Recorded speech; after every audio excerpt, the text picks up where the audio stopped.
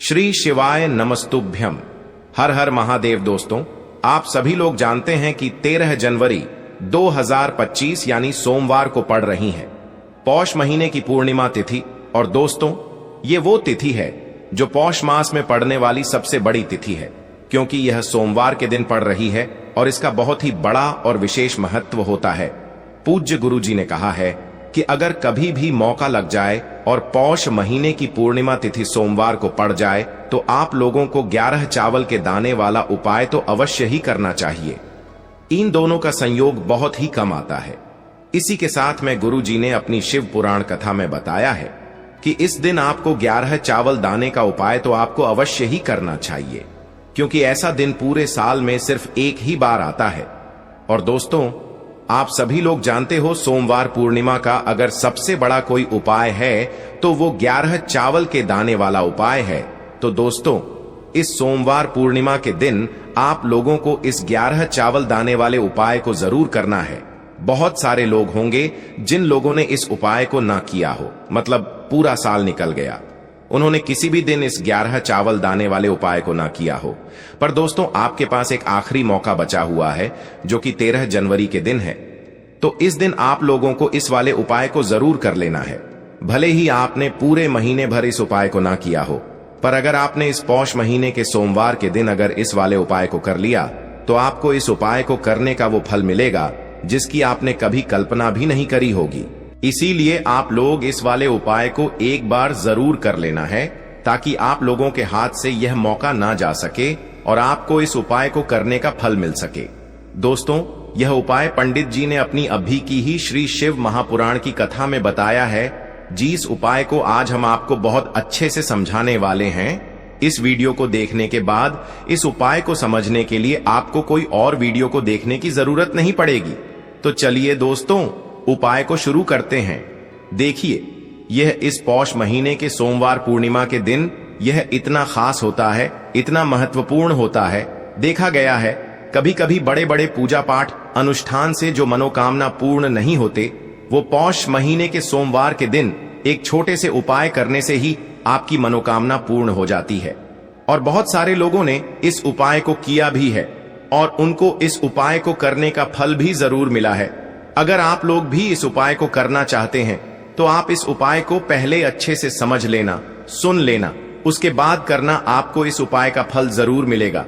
और इस उपाय को कर लेने से आपके घर में चाहे किसी भी प्रकार की दुख और समस्या क्यों ना चल रही हो, आपको उसका कारण भी नहीं पता है कि भाई ये समस्या किस कारण से चल रही है, उसका कुछ भी कारण हो सकता है, जैसे पितृदोष हो सकता है या किसी भी तरह का मंगल दोष भी हो सकता है। तो इस दिन आप लोगों को यह वाला उपाय कर लेना है। ये एक ऐसा उपाय है जिस उपाय को अगर किसी विशेष दिन पर किया जाए तो भाई उस विशेष दिन का जो है वह तो हमें मिलता ही मिलता है।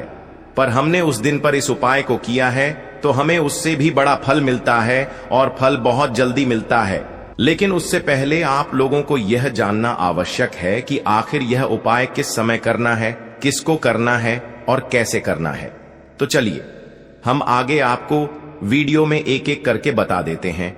लेकिन उससे पहले अगर आप लोग हमारे चैनल पर पहली बार आए हैं या फिर मेरी आवाज आज पहली बार सुन रहे हैं तो हमारे चैनल को सब्सक्राइब जरूर कर लेना और इस वीडियो को लाइक करके कमेंट बॉक्स में श्री शिवाय नमस्तुभ्यम ओम नम शिवाय जरूर टाइप कर देना।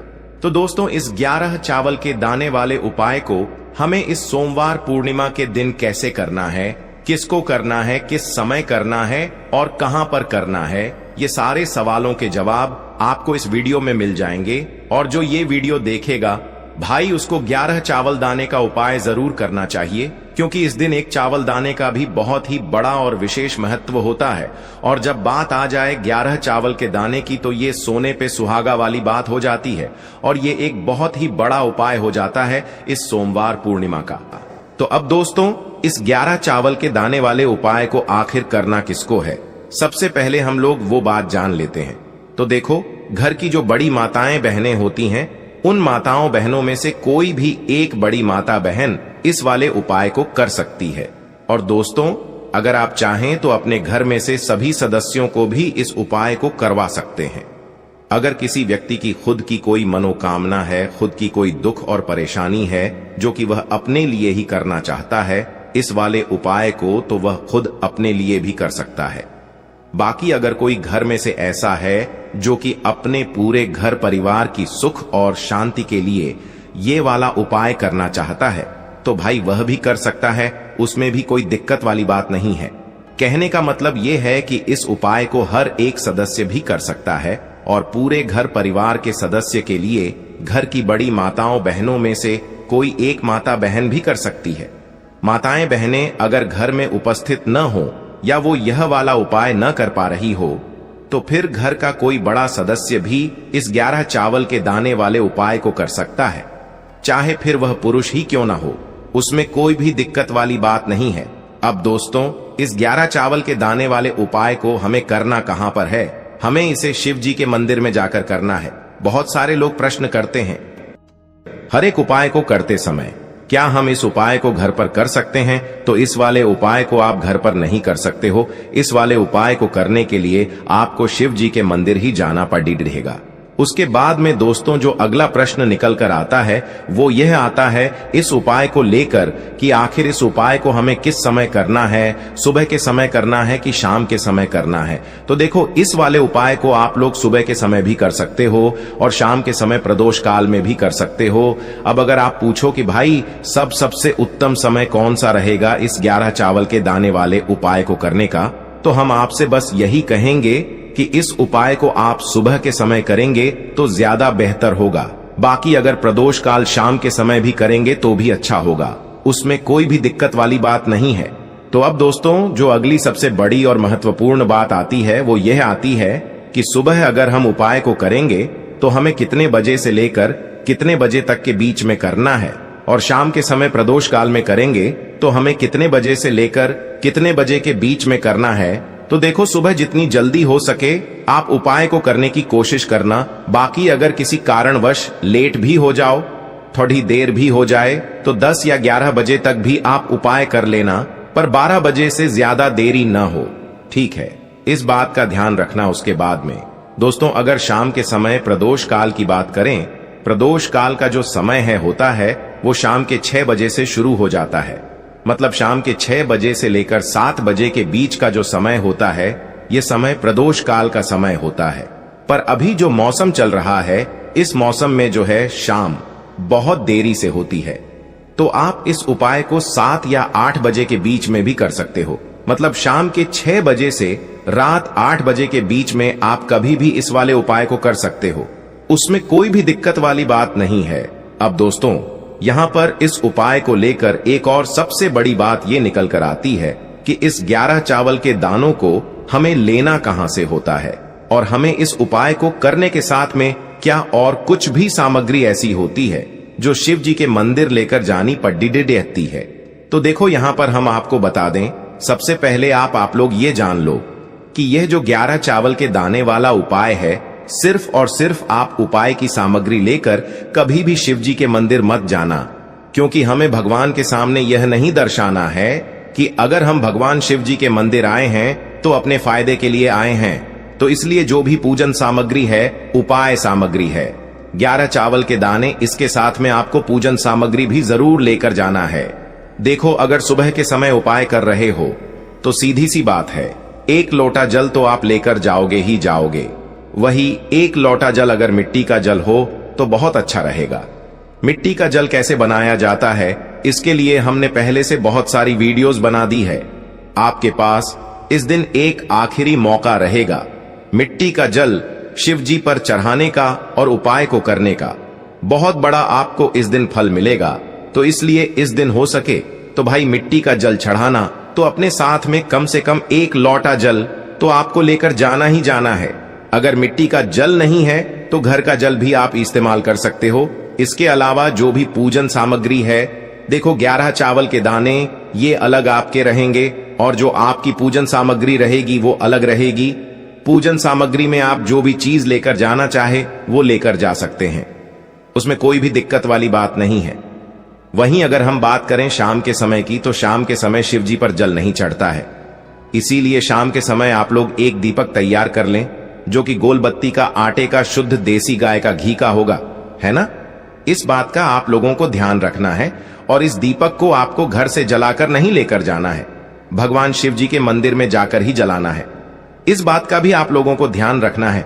अब दोस्तों, यहां पर हमें इस बात को समझना है कि यह 11 चावल के दाने हमें लेना कहां से है। क्या हमें दुकान से लेकर आना है, या हमें अपने घर से लेना है, या कहां से लेकर आना है, और कौन से चावल लेना है, क्योंकि चावल भी बहुत प्रकार के होते हैं। तो देखो, इन सभी सवालों के जवाब आप लोग एक बात में सुन लो कि भाई ये जो उपाय है, इस उपाय में आपको ये नहीं देखना है कि भाई कौन से चावल है, कौन से चावल नहीं है। बस जो भी चावल ले रहे हो वो चावल का दाना सबूत होना चाहिए, मतलब साबुत होना चाहिए, टूटा हुआ नहीं होना चाहिए, कटा पिटा नहीं होना चाहिए। ये बात आपको ध्यान रखना है। बाकी आपका चावल बासमती हो या सादा चावल हो या कोई सा भी चावल हो, उसमें कोई भी दिक्कत वाली बात नहीं है। तो सीधी सी बात है कि आपके घर के रसोई घर में जहां पर आप भोजन बनाते हो, वहां पर जो भी चावल आपके उपस्थित हो, उन चावलों में से अपनी एक कटोरी भर लेना या एक मुट्ठी चावल अलग से निकाल कर रख लेना, क्योंकि हम 11 चावल ही यहाँ पर इस उपाय में लेने वाले हैं। तो हमें यह चावल के दाने गिनकर निकालने पर डरेंगे। इस बात का आप लोगों को ध्यान रखना है।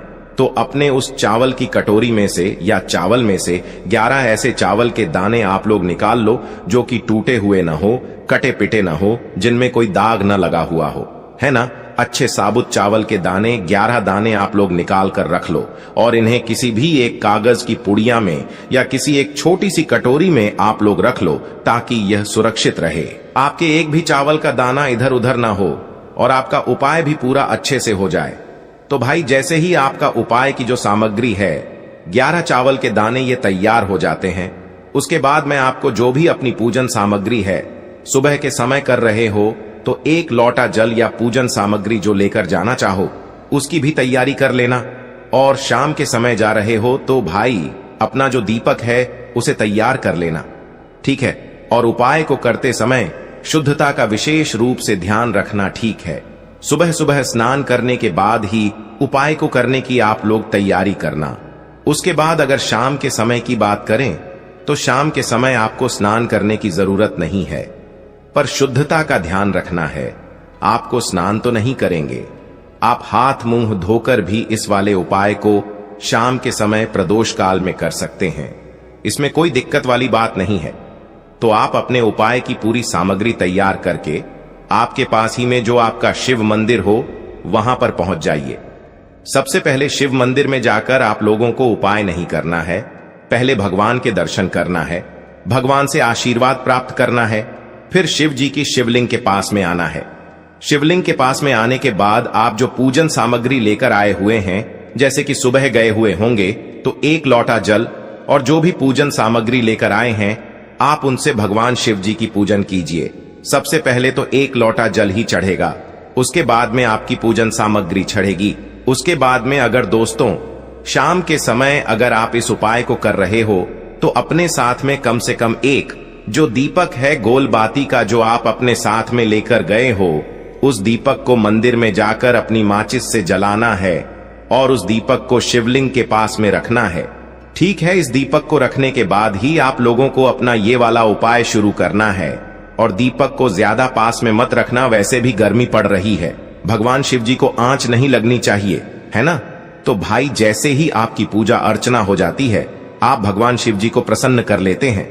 उसके बाद में शिवलिंग के पास ही में आप कहीं पर बैठ जाइए, सामने या आसपास जिस जगह पर आपको बैठना हो वहां पर बैठ जाइए और अपने वह 11 चावल के दाने अपने सामने निकाल कर रख लीजिए, क्योंकि अब यहाँ पर उपाय को यहाँ पर करने की आपको तैयारी करना है। और इस तरीके से जब आप उपाय करेंगे, पूजन सामग्री करने के बाद, पूजन अर्चना करने के बाद, तो आपको उपाय का फल बहुत जल्दी और बहुत बढ़ा होकर मिलेगा। तो अपने 11 चावल के दाने अपने सामने निकाल कर रख लेना।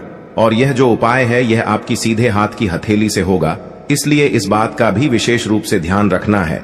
तो सीधे हाथ की हथेली का प्रयोग करके ही आप लोग अपना इस वाले उपाय को करना। अपने सामने जो भी आपकी कागज की पुड्डियां है उसको खोल कर रख लो, या कटोरी है तो भाई उसे अपने सामने रख लो और अपने वह 11 चावल के दाने निकाल लो, ठीक है? उसके बाद में दोस्तों अब आपको क्या करना है कि शिवलिंग आपके सामने होगी, तो आपने वह 11 चावल के दाने एक एक करके आपको शिव जी के शिवलिंग के ऊपर चढ़ाना है। कहां पर चढ़ाना है? शिवलिंग के ऊपर चढ़ाना है और कहीं पर भी नहीं चढ़ाना है। आपको अपने हथेली से तो शिवलिंग के ऊपर चढ़ना है, भले ही फिर वो अपने आप जलाधारी पर गिर जाए या मतलब वहीं पर गिर जाए, उसमें कोई दिक्कत वाली बात नहीं है, पर आप चढ़ाओ शिवलिंग के ऊपर ही। तो आपको क्या करना है, अपना पहला चावल का दाना उठाना है, श्री शिवाय नमस्तुभ्यम बोलना है और शिवलिंग पर चढ़ा देना है। इसी तरीके से दूसरा चावल का दाना उठा है, शिवलिंग पर चढ़ाना है और मंत्र बोल देना है। और फिर तीसरा चावल का दाना उठाना है, श्री शिवाय नमस्तुभ्यम बोलना है और चढ़ा देना है। इसी प्रकार से आपको पूरे 11 चावल के दाने एक एक करके शिव जी के शिवलिंग के ऊपर चढ़ाना है और भगवान से प्रार्थना करते जाना है। मतलब प्रार्थना तो आपको आखिरी में करना है, पर हर एक चावल के दाने को चढ़ाते समय श्री शिवाय नमस्तुभ्यम जरूर बोलना है। उसके बाद ही में यह चावल का दाना शिवलिंग के ऊपर आपको चढ़ाना है। जैसे ही आपके 11 चावल के दाने शिवलिंग के ऊपर चढ़ जाते हैं, तो भाई उसके बाद में आपको क्या करना है, भगवान से अपनी मनोकामना बोलना है। मनोकामना भी कब बोलना है? जब आपका 11 चावल का दाना आपके सीधे हाथ की हथेली में हो और आप उसे चढ़ाने के लिए जा रहे हो। श्री शिवाय नमस्तुभ्यम बोलकर उस आखिरी चावल के दाने को शिवलिंग के ऊपर चढ़ा देना और भगवान से फिर अपनी वह मनोकामना बोल देना, जिस मनोकामना के लिए आप लोग अपना यह वाला उपाय कर रहे हो, जिस भी दुख और परेशानी के लिए आप लोग अपना यह वाला उपाय कर रहे हो। उसके बाद में जैसे ही आप अपनी मनोकामना बोल देते हो, आपका यह वाला उपाय पूरा हो जाता है। पर दोस्तों, उपाय को करने के बाद आप लोगों को 2 मिनट भगवान शिव जी के मंत्र का जाप जरूर करना है और मंत्र का जाप करने के बाद भगवान से एक और बार प्रार्थना करना है अपनी मनोकामना के लिए या अपनी जो भी दुख और परेशानी है उसके लिए। इसके बाद में आप लोग भगवान को देखकर, भगवान से प्रार्थना करके, उनसे आशीर्वाद लेकर वहां से उठ सकते हैं और अपने घर पर जा सकते हैं। बस दोस्तों, यहां पर यह वाला उपाय पूरा हो जाता है। इस तरीके से जो भी व्यक्ति छोटी छोटी चीजों का ध्यान रखते हुए इस 11 चावल के दाने वाले उपाय को करेगा, निश्चित सी बात है उसे उसकी मनोकामना जल्द ही पूर्ण होगी और जो भी दुख और परेशानी है वो भी बहुत ही जल्दी दूर होंगे। और दोस्तों, अगर आपको हमारी ये वीडियो पसंद आई हो तो हमारे इस वीडियो को लाइक और चैनल को सब्सक्राइब जरूर करें। हर हर महादेव, ओम नमः शिवाय।